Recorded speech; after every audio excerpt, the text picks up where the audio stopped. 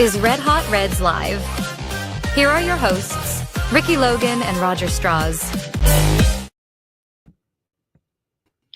Welcome to the Red Hot Reds podcast. I'm Roger, that's Ricky. It is Wednesday at 6-ish, and we are live, and it's that special time of the week that we have a special guest, a guy that's born and raised in Cincinnati, a publisher of Bearcats, Reds, and Bengals content on an SI, Sports Illustrated, a guy that's a Bearcat himself, graduated from University of Cincinnati, and is just a guy that's been covering Cincinnati sports for over a decade, I think. We were researching back.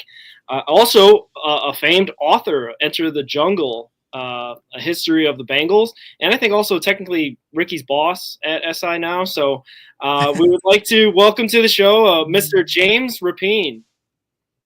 What's up, fellas? I appreciate you having me. And thank you for your time. We're really appreciative. We're glad that we could fit you in because we know that you're a busy man. You got lots of jobs and lots of stuff going on. 2 little ones at home as well. So we're really appreciative that you're able to make some time. Yeah, absolutely. No, excited to be here. I'm glad we could make it work. And thanks again, like I said, for having me on the pod. Yeah, no problem. We'd like to start off each interview with, I guess, kind of a simple question. But actually, this might be the most complicated one because you have Reds and Bengals kind of fandom. But we usually go off like, what is your first baseball memory or favorite baseball memory of the Reds or other baseball memories? Or what is your first Bengals memory or first football memory or favorite memory? All right, let's go Reds. And my favorite Reds memory is the entire 1999 season.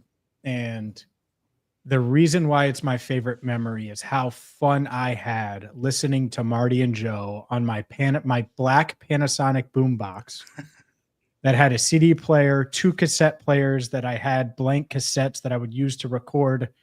At the time, I think it was Channel Z, but then it eventually became Kiss 107.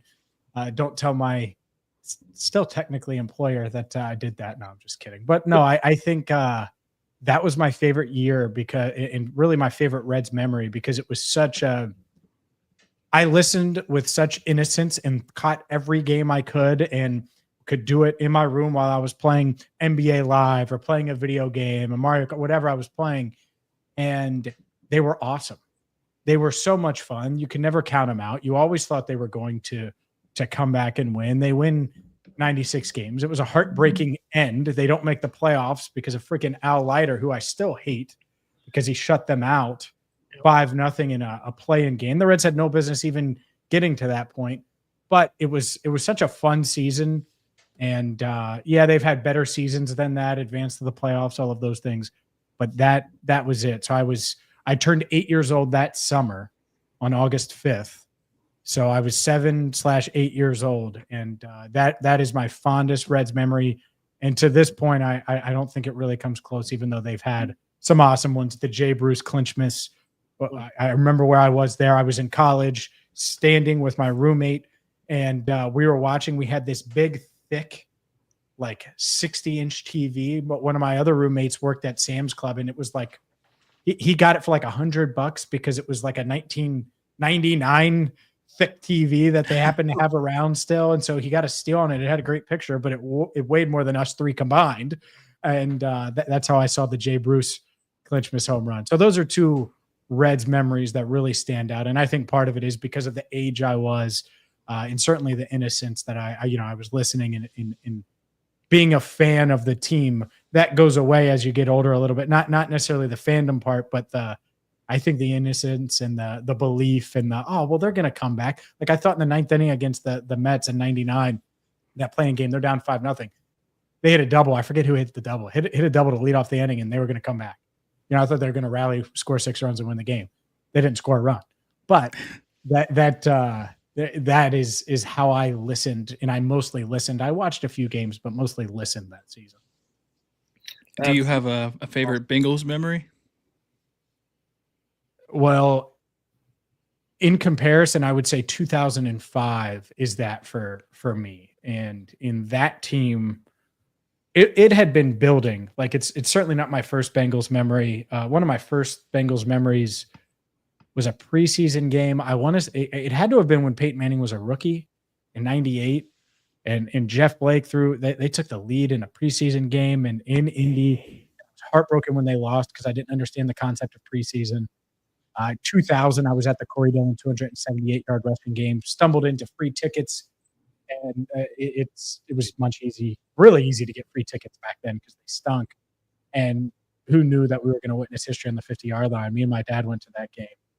But '05 was like the culmination of Chad Johnson becoming a real star. I followed him really since 2002 when he busted onto the scene. He was a rookie in '01. No one really knew who he was. Made a huge impact in '02. '03 and '04 were the first Marvin years where they go 8-8, and they were solid, but not what they were in '05, which was the best they had been in my lifetime. So I remember '05 very fondly. Same thing, was watching, not listening. So a little different than in '99, but watched every game, was on the edge of my seat for every game. Remember probably most of Chad's celebrations. Really a lot of it. It was so much fun watching that team and what they accomplished. Obviously, they came up short. Carson got hurt, all the things that went into that season. But how opportunistic the defense was. For the first time in my lifetime, they were a winning team, a division winner, all of these things that they hadn't done in a long time. They made the playoffs. So that's the year that I remember most fondly. And when I think of Bengals moments for me, that's certainly up there. Do you think that if Carson doesn't get hurt, that they might go on a legitimate run? They would have beat the Steelers. I think they would have beat the Steelers that day. They had a lead, and I just at halftime. And I think with Carson, he was just playing he was playing as well as any quarterback in the league that year. And people think of it differently now. And if you go look back at the numbers, it's low 30s touchdown wise. I think he threw 32 touchdowns. And you say, well, Joe threw 43 last year. It's a different era, different game. I mean, that was a really high-end offense. I think the thing that might have held them back is if they had to go to Indy. They had played Indy earlier that year at Paul Brown. It was 48-38, something like that, or 41-30. I think it was 48-30. It was a really high-scoring game, and that was the Chad proposal game. The offense scored in bunches, but the defense couldn't get stops. And the thing that defense did so well is they would force turnovers. Well, you're not confusing Peyton Manning, and he's going to know, hey, we're not going to turn the ball over, and if we don't turn the ball over, we're going to score 50 on these guys. So I think that would have been the one that would have been tough. But outside of that, the Seattles, the Denvers, I think Jake Plummer in Denver, I think they could have handled business there. Indy would have been the one that would have scared me. Outside of that, yeah, I think they were as good as any team in the AFC. Nice. I think we got shout out Brian. Brian pointed out it was Pokey Reese who hit the double in '99 to lead off the night. That was a classic game, man. So I have a fun story. It was 2017, I want to say. I was working at ESPN 1530, and Adam Clements, he works at Local 12. He was like, hey, man, do you want to be in this softball home run derby? And I was like, I hadn't swung a bat since high school. So it was 8 years at the time. 8 years removed from high school. I hadn't swung a bat that long, really. And I was like, sure, I would love it. And I partnered up with Pokey Reese in the home run derby. And it was really cool. It was one media member, one fan. I guess they had a drawing, one fan and one former Red. And it was me, Pokey Reese, and a fan. And it was that was pretty cool. No, Pokey Reese was awesome. I played second base a lot in high school, moved around, but played second a lot. And Pokey was obviously the guy I watched growing up. So I should have remembered that he hit the double. He never hits doubles, by the way. You know, that guy hitting wasn't what he was known for. So, man, they should have came back and won that game. That's true. Yeah. So you grew up in St. Bernard with the UC, cover the Bengals. You were the host of the Locked On Reds, I think originally, right from the start. Yep. And like I said, graduated from UC. Are you the most Cincinnatian that there is? Oh, I don't know about that. I think Cincinnati has a lot of Cincinnatians, right? But I love it here. I think it's I never went into at any point in my career and said I have to be in Cincinnati. I think that's a a tough thing, even in college, like high school going into college. I didn't necessarily view it that way, but it made the most sense. It made more sense for me to stay in Cincinnati, go to Raymond Walters, get a house with my buddies versus go to Ohio State, which when I visited Ohio State's campus and got my acceptance letter, I was all in. And then I saw how much it was for the dorms. And I thought practically in weighing that what I wanted to do in the business I wanted to get into. I knew I wasn't going to make a lot of money right out of school. And so taking on a lot of debt didn't make any sense. And so I tried to limit that and work through college. So I didn't have a ton of debt. So I thought really practically there, and practically was, hey, live with your buddies, pay a couple $100 a month for rent. You still get a fun college experience. You go to UC, you get the same degree. You can get an associate's along the way, like all the practical part of it. So no, I don't know if I'm the most Cincinnati, but Cincinnati's certainly been good to me, and I'm excited to be home for sure and to hopefully stay. We have like Roger and I, we're both transplants, I guess. Roger's from Chicago. I'm from Northern California. And I don't know. It's just Where in Cali? Up near, it's just north of Sacramento, a little town called Yuba City. Okay. It's kind of like here, honestly. It's real small town feeling. Even though there's tons of things to do, it feels more small town, except there's an ocean an hour and a half to the west. But nice. Yeah, it's I'm jealous of that, by the way. Jealous. I still have family out there. I need to get back and go see them. It's been too long. Last time I've been was actually pre-COVID. But coming here, I was still young when I moved here. So like I grew up here, but like I live on the Indiana side, like just around the Lawrenceburg area. Yeah. And Roger, he's from Chicago. He lives in Hamilton, and so we've seen like how this city is, and I've always been a Reds fan, and I was originally a 49ers fan to begin with. My dad, grew up in that era of like Joe Montana and all that, and just having to stuff around the house. But I was a big fan of Joe Burrow in college. So when he came to Cincinnati, I was like, you know what, now's the time.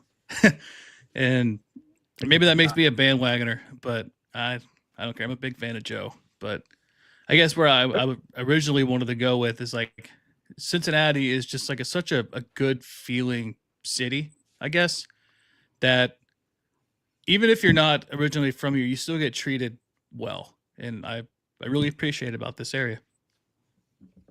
Yeah, I would say that that's the case. I think it's funny you mentioned anyways. Yeah, I would say that's the case. And I think something that Cincinnati does well that I don't think all Midwest cities do. I think most are getting there, but is if you're going to treat people well and cover them well or do whatever you do, like they don't care where you're from. Like, it doesn't matter. And I think this is probably the most, not that it's a bad thing, that I've talked about being a Cincinnatian in a while, because it's just not, it doesn't, not that it's a super positive thing or super negative, but it just doesn't come up.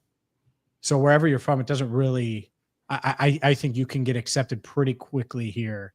And it's not like, oh, look at that outsider, right? Like it's, so, but I would really love a beach an hour away. That would be something that I would like an ocean, to be clear. I'd be excited if that somehow happened. Obviously it's impossible. Yeah. Me and my wife went, my oldest son was a year and a half, and we went back and visited family I have a brother that I actually never met until 2018, and he's 40 now. And we went back, and then we went on like a little day trip to like Santa Cruz. I'm like, you can't just do that. I was like, I want to move, but then I'm like, I like it so much here. It's like the most small town feeling city that I could think of. Yeah, and it's not small, right? Yeah, I think like I think back to Jamar Chase, and when he first got here, he was like, "Oh wait, there's buildings." Yeah, like it's like, well, yeah, like there's buildings, there's stuff to do, there's really good food. I think the food is sort of underrated if you know where to go. Yeah, I would say that. Now it doesn't compare. It doesn't compare to Chicago. Like Chicago's, there's levels to it, but it's underrated. And I think a lot of the Midwest cities are. This is going to make Cincinnatians mad, but like Pittsburgh in September is really nice. I've been there for Bengals Steelers, and you go in September and it's like, man, downtown Pittsburgh's really cool. I lived in downtown Cleveland for a while. Downtown Cleveland's really cool. I'm excited to go there in September. December Cleveland stinks. You don't want to go for Bengals games there, but in September, yeah, it's worth the trip. It's worth the 3.5 hour drive up 71. Yeah, for sure. Our Cincinnati, or most Cincinnatian, it's kind of a bit of a thing that Ricky and I kind of created because we have a mutual friend that is born on May 13th, went to UC, and actually was a producer at 1530 as well, Elliot Rearing. I'm not sure if you're. I know Elliot. Yeah. Well, we were the reason why we put the question out there was like trying to figure out who's more Cincinnati, James or Elliot, and I don't know. I think you both have strong cases, in my opinion, but yeah, Elliot can be more Cincinnati. Well, I guess it comes down to who can put away more skyline. Yeah, I think he hates it, so you win. Yeah, I would have won regardless. Even if he loved it, but that's because I'm competitive and I really like skyline. Fair. Yeah, well, Greg jumped in on the chat and says, "When I grow up, I want to be just like James." Yeah, I hate that because that's an age reference. I for some reason I thought. Yeah, I thought we were the same age. This man's 2 years younger than me. Because we were at UC at the same time, I guess. But literally, I texted him like, "Wait, how old are you?" Like, I swear I thought he was 33. I couldn't believe it. Yeah, he texted me too. He's like, "How old are you?" I was like, 33. He's like, "You old? You're old like James." Anyway, speaking of radio, 700, 1530, and you also worked in Cleveland for a bit in 92.3. How'd you get started working in radio? Well, I was going to UC, and it was that time where you want to find internships, you want to find your way, make your way. And Archel Hawkins was doing a national show with Andy Furman. He had just started it on Fox Sports Radio. Former Bengal he's a second round pick. Obviously, he went to UC, but second round pick from the Bearcats to the Bengals in 98, I want to say. Anyways, he played here. Yeah, it had to be 98 because he played here until 03.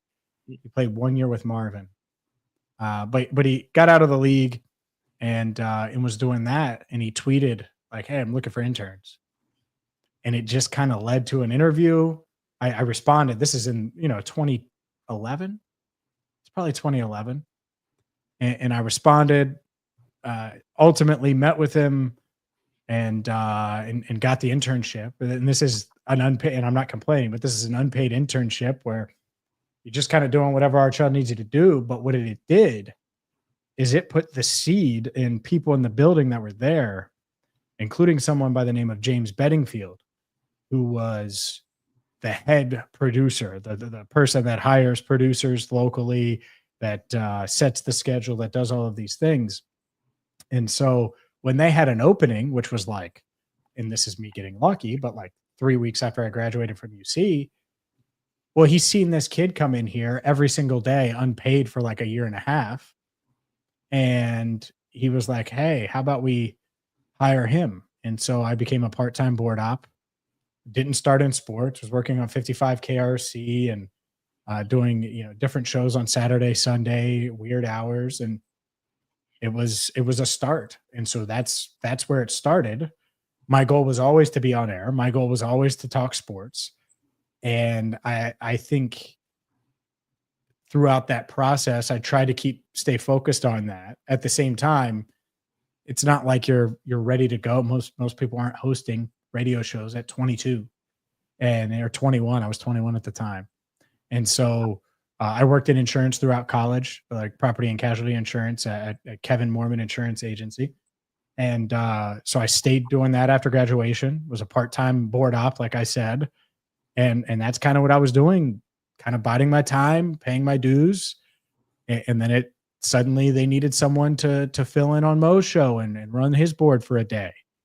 And so I ran Mo's show. And then maybe they needed someone for Ken Brew on Sunday Morning Sports Talk, which the first time I was on that, I completely blew like 3 different clips of his, and it was awful. It was like the worst time I had as a producer because I messed up multiple things. But yeah, you pay your dues, and it kind of evolved from there. So I didn't go to school for radio. I wasn't necessarily thinking like, hey, I'm going to dive straight into radio. I was a journalism major, communications minor, but I knew the way the business was going, you needed to be competent enough to do a little bit of everything. So that's kind of what I tried to learn in college. I did a little bit at the news record at the newspaper there. I did a little with Bearcast Radio. Obviously, I had the internship with iHeart in our trail. And then I was also an intern at GoBearcats.com where I did a little on camera work, not a ton, but a little. So get familiar with everything, figure out what works, what doesn't, what you need to work on, which at that point I had to work on everything and kind of went from there. So that's kind of how it started. It evolved. I don't want to bore you too much, but that's where it started. Really, it was just an unpaid internship that I happened to get off of Twitter because our trail met with me, gave me a shot, and it just kind of evolved from that. Nice. Like, what do you think is the biggest thing you learned outside of like be good at like kind of everything, kind of get your hand and try to figure out how to do certain stuff? What else do you think you've learned during that time period? Trying to be patient. I don't know if I fully learned that yet, but you have to, and be willing to understand that you might not be able to control it. Because like I'm the type of person that if I want something, especially if it's something big, that if you say, all right, well, if you run this 100 miles to get it, well, then I'll just do that. But sometimes it doesn't, you can't do that. You can't, it doesn't matter what you do. You could walk to the moon and you're not going to get it. You have to wait, be patient, and control what you can. And that's what I learned. Because if it was just as simple as doing this task, well, then everyone would do the task. And I've seen that throughout the years. Plenty of people didn't want to go through that process with the uncertainty of even making it. There was never really a time where I thought I was established enough to be a time really in my 20s where I thought like, oh, well, I'm going to be in sports. Like I feel that now, like I think I'll be okay. I think I can be in sports long-term and cover the Bengals, hopefully for a really, really long time and do that. But like, I never felt that way in my 20s. Like at any time at iHeart, never felt that way. Never felt that way when we moved to Cleveland and did that whole thing. Like there was never a time where I was like, this is for sure going to be my long-term job. And so when you have all of that and you do all of those things, then when you get the opportunity right before COVID really hit to go to SI and have that, that's why I do so many things that I do now. It's because it's like, oh, well, I'm not going to leave any stone unturned because I know how hard it is to cover the Bengals day to day. I know how hard it is to get into this position. And you never want to be like, oh, well, no, because you know how hard it is to get there. And so that's why I still try to add a little something here and there when it makes sense. Right. And I'm trying to juggle as much as I can because you never know what's around the corner, good or bad. Yeah, I guess sort of speaking of all the things that you do, you are a journalist. You have multiple podcasts, TV show. Was it Enter the Jungle with Andrew Miller? Mm-hmm. How does a typical day look like for you? And I guess make it a two-parter. How did you and Andrew meet, and how did you and Jake Glisco meet? Okay, let's start there. All right, so Andrew, you know how I'm glad I mentioned the insurance company because that's where I met Andrew. So I met Andrew at the insurance company. He was working there. He was in his, I'm going to say late 20s to really age him. I'm pretty sure he was in his mid 20s, but late 20s then. I was like in college, probably 19 years old. And so he probably would have been in his late 20s because he's way, way, way, way older than me. So we go way back. I mean, he might have been the one that found the tweet, our Trail's tweet, and sent it to me like, hey man, you should, like he might have been like, I don't know for sure, but I think he might've been. And I remember there was a time where he was like, hey man, you need to follow up with our trail. And then I followed up with him and that landed the internship. So he from the jump has been around for a very long time. How we started doing Bengal stuff together was basically he would see my little stand-ups and videos and stuff that I was doing during Bengals COVID, where I would do like a 2-minute stand-up before the game. Like, here's what to know. And there were 8,000 fans in the stadium and all of those things. And I did that because I wanted to get more comfortable on camera. Like that's literally why I did those. I did those dating back. I have videos of me on the sideline before games in 2016, 17, 18, doing that for the radio station. The radio station didn't ask for that, but I did it because I knew that it would be good for me. You know, it would be good to get those reps. So I did it, and no one watched. I tweeted them and I put them out there. Like, people would give a damn, and no one cared, because who cares? But the point is to get as many reps as possible. Anyways, he saw those and he was like, when COVID started, I got pretty good at this YouTube thing. Bengals YouTube is pretty non-existent. We should do something, like, we should start putting these on YouTube and like really try. And then that really evolved, and it just evolved and evolved and evolved. And now Cincinnati Bengals Talk is like a real big part of what the day-to-day is. So that's where that started. That's where that origin story kind of was. With Jake, we had interacted on social media, but hadn't really talked much up until I was coming back from Cleveland. I had agreed with SI, or was in the process of agreeing with SI. And obviously I hosted Locked On Bengals from 2016 when it started until the end of 2018, basically the end of the Marvin era. And I was going to Cleveland. I was in Cleveland by the time I finished the pod. And I was like, well, Joe Goodberry should do it. Talked with Joe, recommended him to the network, knew it would be a perfect fit. Joe was like, I'm not doing him solo. Makes sense. I was a radio guy. I was doing a bunch of solo stuff. I wanted the reps. It made sense for him to add someone. He had a really good relationship with Jake. So it went that route. And then a year and a half later, whatever it was, Joe decided to take a step back. Didn't want to do as much as he was doing. I totally get that. It's a lot. And I was like, well, I would love to come back. And that's literally, me and Jake did like probably 100 not that, maybe. So from May 1 of 2020 until, when would I have met him? September. It was the Jags game of 2021. So September of 2021, we did all of those shows without meeting. And a lot of those were audio only, so we weren't necessarily seeing each other. So that gives you an idea of how long that's come. But no, it's fun working with both of them. I certainly see and talk with them, along with, let's see, Russ Heltman from a site, bengalstalk.com standpoint, and then Jay Morrison over the past 8 months since he's joined the site. Those are the four people I talk to daily. With Andrew, I've talked to him probably 8 times today. Jake, a few times today. So yeah, that gives you kind of an idea. What was the other? There was the day-to-day. You want me to answer the day-to-day? That might be longer. You sure? If you want to. No, I mean, it's a juggle. You know, it's just a juggle. I think it just varies. It depends on what's what. You just try to make sure that that things are in line, and it evolves. Like 5 years ago, the day-to-day was me going to my laptop and writing 15 articles, or potentially.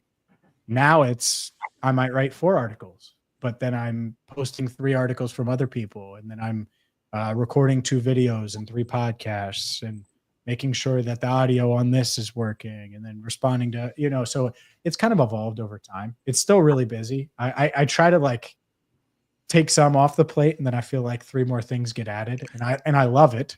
Like I said, I don't take it for granted, but it is funny. Today I looked up and it was like 4 something. I was like, where in the world did the day go? Like, how is it 4 o'clock? And I had to stop. So that's why I responded to you about the time for this pod at like 5. So I was like, oh yeah, 6 works, by the way. Yeah. I had known that for a few hours, and I forgot to let you know. Yeah, and you don't send wrong links too. That's another thing. No. Inside baseball. I've done that. I've done that. So. Yeah. I got a funny story. When me and Roger first started this show, we had never met. We met online through like Cincinnati Reds Twitter and stuff, and we wrote an article together about like baseball needing a salary cap, and it just kind of worked. And the guy that ran that website, Michael Ballantyne, he's actually just got announced yesterday as the new host for the Locked On Diamondbacks show. Wow. He's like, hey, you guys should start a podcast. I was like, shoot, I Sure. And then we recorded a few episodes, and then our first live show, it was like the worst storm of the year. Like there's tornado sirens going off in the background, and my wife and kids are out here like, you need to get in the bathroom. It's tornadoes. I'm like, I'm live. Like, what do you want me to do? And then Roger lost his internet and I had to end it. But it was an experience. Yeah. Maiden voyage. Honestly, those are some of the best. Like you know, people are saying, "Oh, well, it's a sign," right? Like they say that, like it's a sign. And the reason why I disagree there, like if you, twofold. So when I made the decision, we made the decision to go to Cleveland.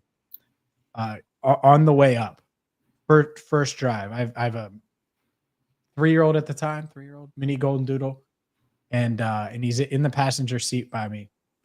In this big piece of, or no, it was a rock.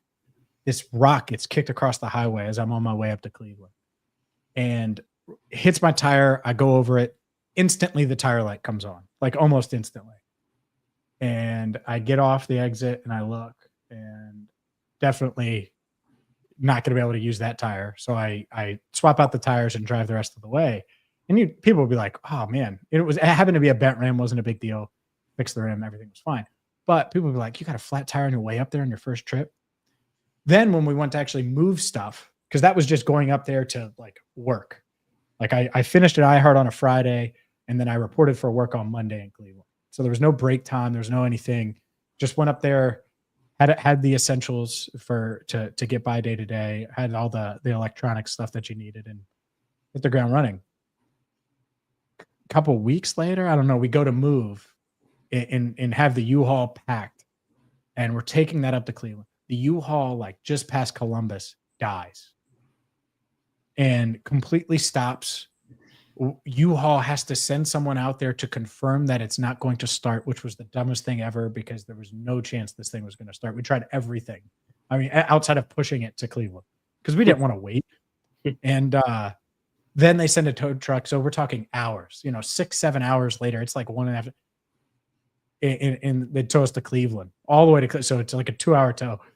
U-Haul took care of it, of course. But like, you would think like, oh, those are signs. This is bad. This is not going to work. And it worked. So those are my stories where it's like, yeah, you can't necessarily buy into those things. It's real easy to, but you just kind of roll with it, even though some choice words were definitely said probably during both experiences. Yeah, for sure. It sounds like your sign was to come back home to Cincinnati, James, just to be fair. I don't know. Not to, like, it was trying to tell you not to go to Cleveland. Yeah, but but exactly, right? But I grew a ton there, and I really enjoyed the time there. But like to go into another city, like you were asking me about how to be a Cincinnati, like being a Cincinnatian and all those things, but to go to another city that is diehard sports, like they live and die for their teams. Everyone knew I was from Cincinnati. I didn't hide from that, shy away from being a Bearcat, liking Skyline Chili. That was a regular topic on the airwaves when I was there. And in all of those, it was. And they had a couple Skylines up there. They weren't as good, but they were good enough. They got to buy. But it was funny because if you're just yourself, like they accepted you, but you better know your stuff. And so it taught me, like, if you can get comfortable on there and do 5 hours on the radio, and I didn't do that every day, but like there were plenty of times where I did shifts 7 to midnight, and I'm talking Cavs, Indians, and Guardians, or Cavs, Indians, and Browns. They were the Indians at the time, Guardians. It helps you, and it helped me for sure. And then when I came back to talk Bengals and Joe Burrow and Zach Taylor, like, it's just, you get way more comfortable because you're in all these other situations in a new town, all those things that you had to establish yourself at. You come back and you just feel ready to do what you need to do. And so, no, I think it was a great experience. It was exactly what I needed. And professionally for sure. And that's why those weren't necessarily signs. Those are just little bumps in the road, literally. Nice. Fair. In addition to all your other accomplishments with, working in media and whatnot, you're also an author of Enter the Jungle, a historical look at the Bengals. How did that come about? And was it an easy or difficult experience writing the book? It was it was a little stressful, I would say. And part of that was because, so I got asked about the book I'm trying to think here. It was during the Super Bowl run. Ryan Jacobson from Lake 7 Creative had already done a Minnesota Vikings book. I believe he had done a Buffalo Bills book or was in the process of doing the Buffalo Bills. Maybe it had been finished, but it wasn't released yet. And Joe Marino of Locked On Bills, I believe, shout out to Joe, I think recommended me. And so Ryan reached out to see if I was interested. And honestly, guys, like you get all of these, not all the time, I'm not trying to pretend, but you get a lot of fake BS inquiries. Like someone gets your email and now you're on a list, and then it's like you should see some of like the endorsement deals that you get. It's like, promote this pet foam roller and we'll send you one. It's just like silly stuff. So I got this book thing, like this book email, like, hey, would you have any interest? And you're like, is this real? Is this not? Whatever, and so you respond, but you don't think anything of it. Turns out it's real. He sent me their Vikings book. And I looked at it and it was awesome. I love the format. I love how clean it was. I love how easy it was to read if you're 7. And that's really what you want, is you want a 7-year-old to be able to read it and understand the Bengals, or a 70-year-old to look at it and say, man, I remember that. That was really cool. And it had awesome pictures, a bunch of facts, formatted really well, where you had historical data, starting lineups, all decade teams, all these things. And I'm like, this is awesome. I would love to do it. And I knew going in, like, books don't make, like, unless you're, who do I want to name? Stephen King. Books aren't going to make you rich, but it's a freaking book. I was talking to my wife. I was like, this is going to be really, really cool. She was like, do it. I was like, yeah, we're doing it. And so, I mean, I worked hours and hours and hours and hours on that, because even for teams that you remembered, I mean, because it had recaps of every season, like the 05 team, my favorite Bengals team of all time, I still had to look back and basically relive that season and then write a synopsis of that year in the way the book is designed, in a couple hundred words. And it's hard to do that on some years, because you remember so much, or other years you need to get more and make sure that you're hitting the things that you need to hit. So it was a really unique experience. I think it's really cool. I am really proud of that. I wrote probably 99% of that after we had our daughter. That first 3 months there, it was the off season. We had her the week of the DeMar Hamlin game, just to give you an idea timeline wise. Mm-hmm. And so then the Bengals get eliminated a few weeks later. She came to Kansas City, by the way. Our newborn came to Kansas City. That was really fun. Did Brian hold her? I think Brian Callahan didn't hold her. I think Brian Callahan's wife held her at the hotel the night before. But like, that's why it was cool, because like she got to be a part of that, and everyone thought they were going to win that game, and they would have probably if they didn't have 3 backup linemen in, or if Tyler didn't get hurt in the game. But so that happened, and then after that, it was like, man, what a crazy 2 years where they go to back-to-back AFC Championship games. We were in LA for the Super Bowl last February. And then it was like, oh yeah, by the way, you have this book to write now. Because I hadn't done it, because it had been nonstop. So I was like, all right, well, let's go. And basically every day of my wife's maternity leave, I took out time, even if I was doing some site stuff, to do book stuff in multiple hours to grind it out. So it was a lot of fun. It was a whirlwind, but no, it was certainly worth it. I'm really proud of that book for sure. Awesome. Yeah, that's awesome. Yeah, for anybody that wants to buy the book, where can they buy it from? CincinnatiBengalsBook.com. It's really easy to remember. Really easy to remember. Or DM me. That's the other thing. I have some books available where if you want me to sign it or something. But if not, if you don't care about the autograph, it doesn't hurt my feelings, believe me. CincinnatiBengalsBook.com is the easiest way to get it. Nice. All right. Sir Boy Wonder in the chat says the best studio setup in the business. There's some Marvel stuff back there, Power Rangers. Yeah. What's your favorite Marvel superhero, and which one's your favorite Power Ranger? I'll do Power Ranger first because it's easy and he's not behind me. The Green Ranger is by far like by far my favorite. And I cannot find a reasonable Green Ranger helmet.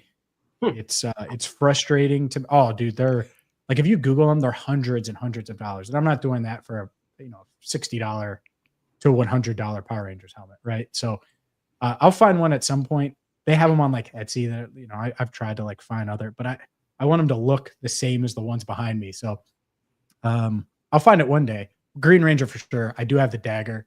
It's just not on display behind me yet. I'm working on the setup.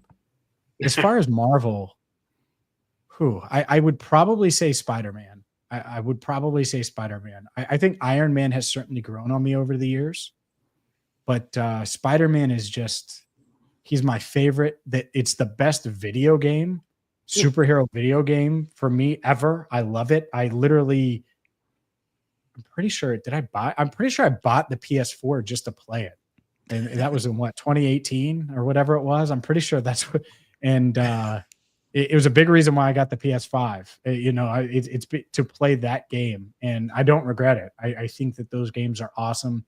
Can't wait for the third one. Wish there was some DLC for Spider-Man too. So that's it. But yeah, the other one would be Iron Man for sure if there was a runner-up in Marvel. Yeah, I was gonna say, how do you find time to play video games? I don't. No, that's what sucks. It's funny you mentioned that. This off season, and we're talking off season, have probably played maybe an hour total of a video game, and that sucks because I love video games, but I have not had time to play video games. So maybe at some point, maybe I need to block time like Joe Burrow does every week. Yeah. Have you seen the new movie yet? The new Superman? Yeah, well, I guess that one too. I thought there was a new Spider-Man movie within the last year or so. Or am I thinking of something else? There's a bunch of Spider-Man Into the Multiverse ones, the animated that have come out recently. But yeah, I mean, I saw the second Miles Morales, which I thought was really, really good. I'm excited to see the next one. But yeah, no, I'm caught up on like the big Spider-Man movie. Superman delivered, by the way, for those wondering.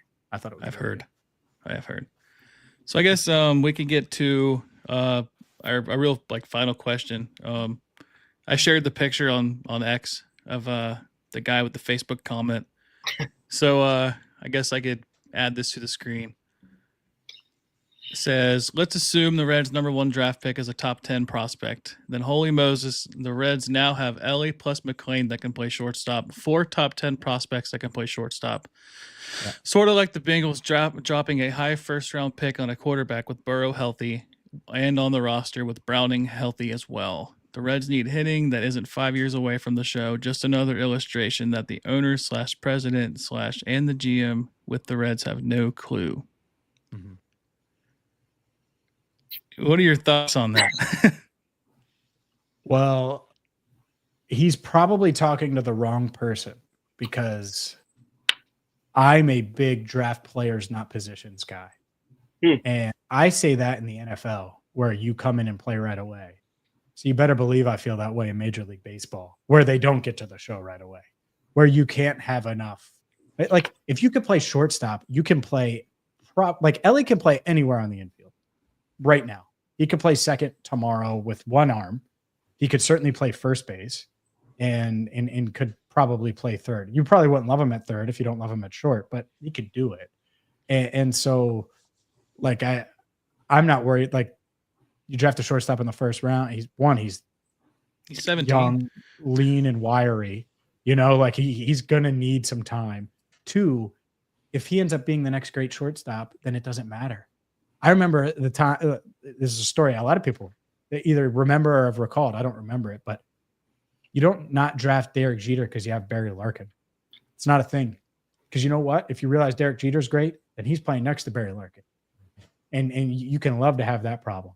Like and when it relates to the Bengals, yeah, you're not really considering a quarterback in the first round, right? Like that's not happening.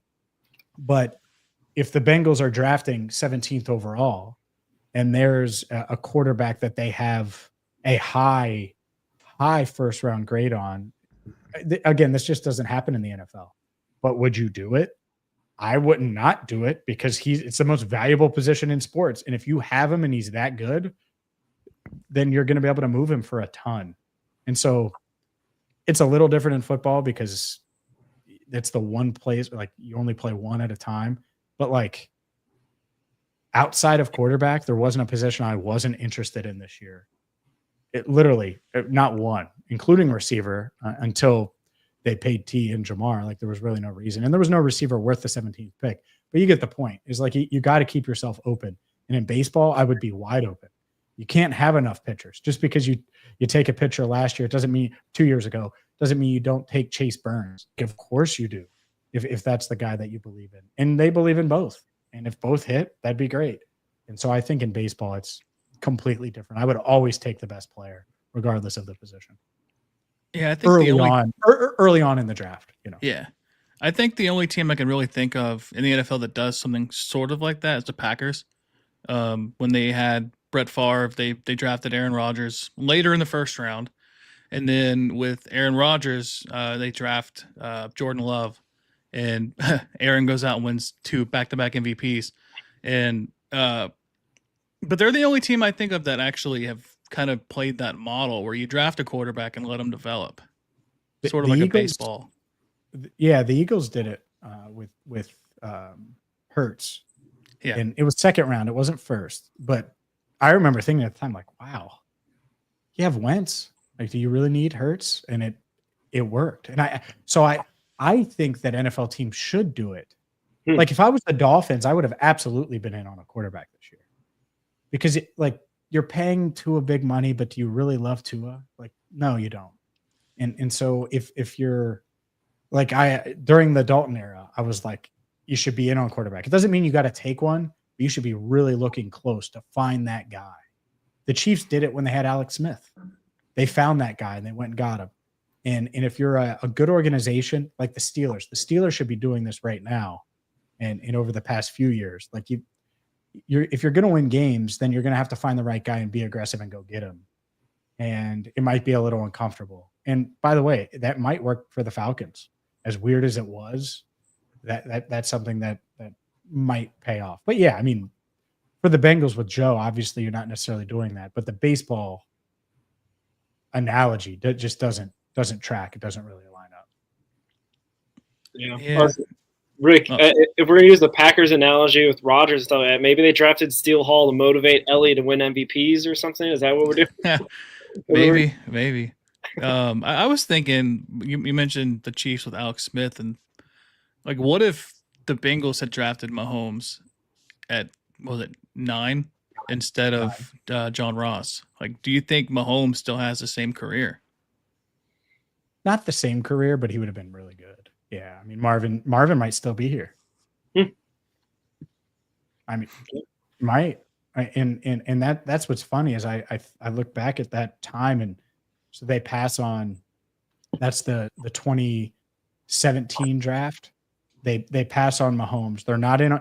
They said they weren't in on a quarterback early. Like Lewis said that. Marvin's like, nah, we're not, because Watson's there, Mahomes is there. That was the Trubisky draft, which, good Lord, Chicago Bears, what are you doing? But that was like, how are you not going to be in on a quarterback? And then the next year, and this is what really, you realize, like, oh man, like the Deshaun Watson flashes for Houston. Mahomes had a really good final start, and the Chiefs had moved on from Alex Smith, and they were going with Mahomes. And then the Bengals had a shot at Lamar Jackson, and they're like, oh, no way. And it's like the coaches felt that way. A lot of coaches did. It's like, yeah, you guys would have kept your jobs had you drafted Lamar. Like, he saved John Harbaugh's job. And so that's what you got to remember, man. If you don't have a quarterback, you better sleep, eat, breathe. How do we get a quarterback? And I mean, that's it. That's why Zach almost didn't survive, because they finally got a quarterback. And it looked like it was going to work, and then he gets hurt, and you're not winning games. And if you don't get Joe, let's say they would have drafted Tua.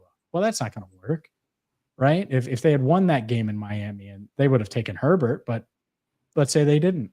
So it's really tough to not make it work when you don't have a quarterback, and you got to find any way you can. And that's why they should have taken Lamar. You don't get shots like that late in the draft, in the middle of the first round. They were drafting 21st overall. They went with Billy Price.